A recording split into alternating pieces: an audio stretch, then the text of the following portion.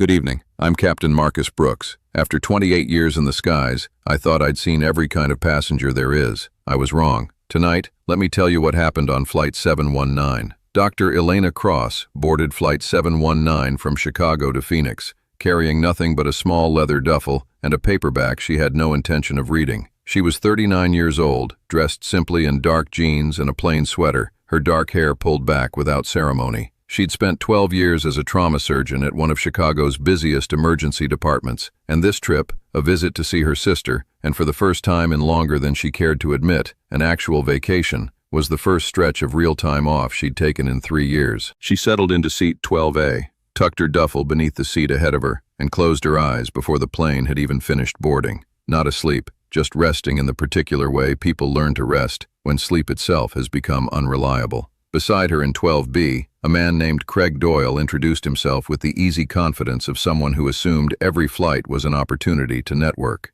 "Craig Doyle," he said, extending a hand. "Regional Sales, Medical Device Distribution, heading to a conference in Phoenix." "The Lena," she said, shaking his hand briefly, offering nothing further. Craig waited for more, a last name, a job, some thread to pull on, and when none came, he shrugged it off and turned to his phone instead, occasionally glancing sideways at the woman who'd said exactly 6 words to him in the last 10 minutes. He wasn't unkind about it, not exactly, but there was a faint judgment in the way he mentioned it to the passenger across the aisle, once the flight leveled off, something about the cold one beside him, the woman who wouldn't even make small talk on a 3-hour flight. Elena heard it. She usually did. She'd become skilled over the years at letting comments like that pass through her without landing the same way she'd learned to let the sound of monitors and overhead pages fade into background noise during double shifts. Her silence wasn't coldness. It was the particular exhaustion of someone who had spent over a decade being the person other people needed in the worst moments of their lives, and who had, for one flight, wanted permission to simply be no one in particular. She hadn't told Craig or anyone else on this aircraft about the case 8 months earlier that had finally worn her down enough to request a leave of absence, a 16-year-old who hadn't survived a rollover accident despite everything she and her team had done, the kind of loss that surgeons carried differently than most people understood, folded quietly beneath composed exteriors, because the next patient never waited for grief to finish. She'd taken this trip, this silence, as something close to necessary. The plane climbed out of Chicago into a gray afternoon sky, and Elena kept her eyes closed, unaware that within the hour, every instinct she'd spent 12 years building would be the only thing standing between a stranger and the last few minutes of his life. 2 rows back in seat 14C, a man named Gregory Palmer had just finished a small bag of Airline peanuts he hadn't thought twice about, unaware that the trail mix he'd eaten hours earlier at the airport had already introduced a tree nut allergy his body had developed only in the last 2 years, one he hadn't yet learned to recognize the warning signs for. Within minutes of finishing the peanuts, his throat began to feel tight, a sensation he initially dismissed as simple airplane dryness. By the time he mentioned it to his wife seated beside him, his voice had already changed, thinner, strained, each word costing him visible effort. His face had begun to flush, hives rising rapidly along his neck, and his breathing had shifted into short, shallow pulls that weren't drawing in enough air. "Greg?" his wife said, alarm sharpening her voice. "Greg, look at me. Something's wrong." Within another 30 seconds, Gregory's breathing had become audibly labored, a high, thin wheeze accompanying every inhale, his hands rising instinctively to his own throat as his airway continued closing. His wife's voice climbed into a panic that carried through the cabin. "Help! Someone help! He can't breathe!" A flight attendant named Marcus Webb, no relation to the captain, a coincidence he'd joke about later, arrived within seconds, immediately recognizing the severity of what he was seeing. Gregory's lips had begun to take on a bluish tinge, his wheeze growing fainter rather than louder as less and less air made it past his swelling airway. "Ladies and gentlemen, we have a medical emergency. Row 14. If there is a doctor on board, please identify yourself immediately." Marcus radioed the cockpit in the same breath, his voice tight with urgency. "We may need an emergency diversion. Passenger in severe respiratory distress. Possible anaphylaxis." The cabin, which had been quietly settled into cruise altitude routine only moments earlier, snapped into anxious attention. Passengers craned to look toward row 14, where Gregory had begun to slump against his wife, his breathing reduced now to a faint, desperate whistle. Craig in seat 12B turned toward Elena with wide eyes. "Do you know CPR or anything? Anybody?" Elena's eyes had already opened. Elena was out of her seat before Craig finished the sentence, moving up the aisle with a speed and calm that made every step feel deliberate rather than rushed. "I'm a trauma surgeon," she said to Marcus as she reached row 14. "Let me see him." She knelt beside Gregory, tilting his chin, listening to the diminishing whistle of air fighting its way past a rapidly closing throat, checking the color of his lips and fingertips with the same fast, practiced assessment she'd performed thousands of times in an emergency department. What she saw told her everything she needed to know in under 5 seconds. This was severe anaphylaxis, and his airway was closing faster than any epinephrine injection alone was likely to reverse in the time they had. "Does anyone have an EpiPen?" she called out, already knowing the odds. A woman 3 rows back raised her hand, pulling one from her bag with shaking fingers, and Elena administered it into Gregory's outer thigh without hesitation, watching his face for any sign of response. It wasn't enough. His airway continued narrowing, his oxygen saturation visibly worsening, even as the epinephrine began working through his system. The swelling simply too advanced, too fast for medication alone to reverse in time. "He's not getting enough air," Elena said, her voice level despite the gravity settling into her chest. "His airway's closing faster than the epinephrine can work. I need to open an emergency airway below the blockage, or he's not going to make it before we can land." Marcus stared at her. "You mean a cricothyroidotomy," Elena said. "A surgical airway. I've done it in the field. I've done it in trauma bays more times than I want to count. It's not something I do lightly, but right now it's the difference between him breathing and him not." She looked up at Marcus with unwavering focus. "I need the medical kit, whatever cutting instrument is in it, and I need you to help me keep him still and clear this row." Craig, still standing frozen near his seat, finally understood what he'd overheard about the cold woman beside him. Not coldness at all, but a stillness built from exactly this kind of moment, repeated more times in her career than most people would witness in a lifetime.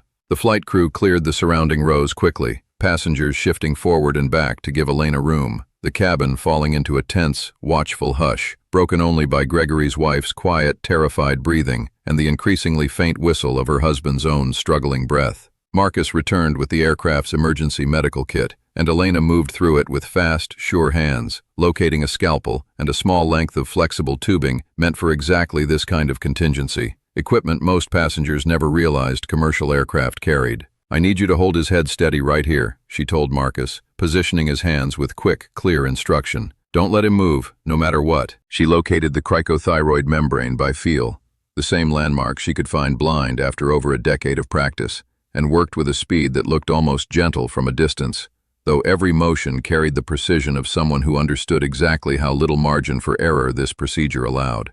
She made the incision, inserted the tube, and within seconds, the faint, dying whistle of Gregory's breathing was replaced by the harsh, unmistakable sound of air moving freely again. The cabin exhaled as one. Gregory's wife let out a sob of relief, gripping his hand as color began slowly returning to his face. Elena remained kneeling beside him, monitoring his breathing, adjusting the tube's position slightly, narrating updates to Marcus in the same clipped, efficient language she used with residents in her own emergency department. "Pulse is stabilizing, respiration's improving. He needs a hospital immediately for proper closure and monitoring, but he's breathing on his own airway now." She looked up at the cockpit interphone Marcus held. "Tell them to divert to the nearest suitable airport. He needs an ENT team waiting when we land."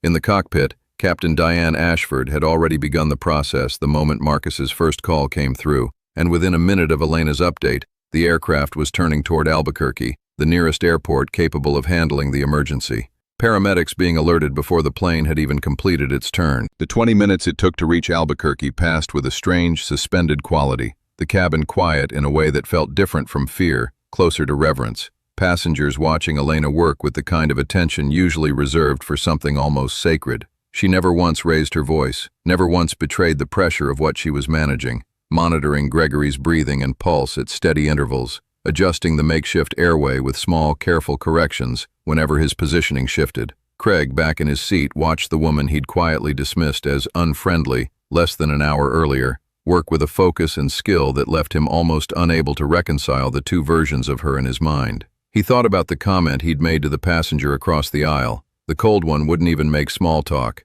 and felt the particular shame of realizing how little that judgment had actually captured about the person sitting beside him. Gregory's wife, still gripping his hand, looked up at Elena more than once, with an expression that had moved past gratitude into something closer to disbelief. "How do you even know how to do that?" she asked quietly. How does anyone know how to do that? Training, Elena said simply, and enough practice that your hands remember it even when your mind wants to freeze. She adjusted the tube's position slightly, checking Gregory's oxygen levels again. He's doing well. His body's fighting for him. I'm just buying time until people with a real operating room can finish the job. Gregory, semi-conscious but stable, managed a weak squeeze of his wife's hand, and the cabin around them seemed to release a tension that had been building since the first cry for help had gone out 20 minutes earlier. Albuquerque, 10 minutes. Captain Ashford's voice came over the intercom. Emergency medical teams are standing by at the gate. The landing into Albuquerque was smooth, the paramedics boarding within seconds of the aircraft reaching the gate, moving Gregory onto a stretcher with practiced speed,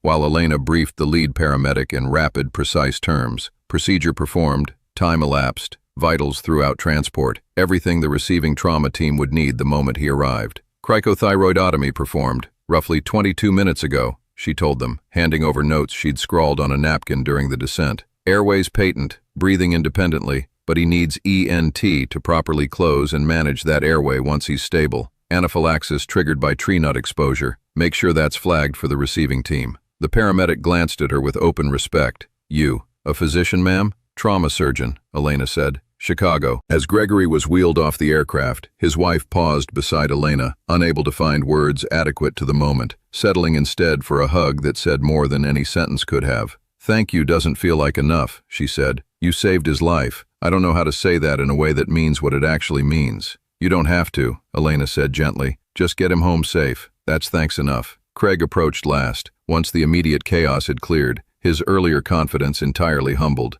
I'm sorry, he said simply. I made you into a character in my head within the first 10 minutes of this flight, and I never once considered I might be wrong. That wasn't fair to you. Elena offered him a small, tired smile, the first real one she'd shown all flight. I wasn't exactly forthcoming, she said. I came on this trip because I needed quiet, not conversation. That's not about you, but I appreciate you saying it anyway. For what it's worth, Craig said, in my job I sit across from surgeons all week, and none of them have ever made me feel what I felt watching you today. If you ever want a reason to believe in the profession again, I think you just gave a plane load of strangers one. Elena considered that for a moment, something in her chest loosening slightly. Some small fragment of the exhaustion she'd carried onto this flight, easing without fully disappearing. She gathered her duffel, thanked Marcus and the rest of the crew, and made her way up the jet bridge toward the terminal. Still quiet, still unassuming, though every person who'd witnessed the last 30 minutes now understood exactly what that quiet had been carrying the entire time. I've flown with passengers who talked for 3 hours straight and told me nothing real about themselves, and I've sat beside people who said barely 10 words and turned out to be carrying more strength than anyone on the aircraft. At 35,000 feet, everyone wears the same seatbelt. It's character, not how much someone talks about themselves, that truly separates us. If this story moved you, subscribe,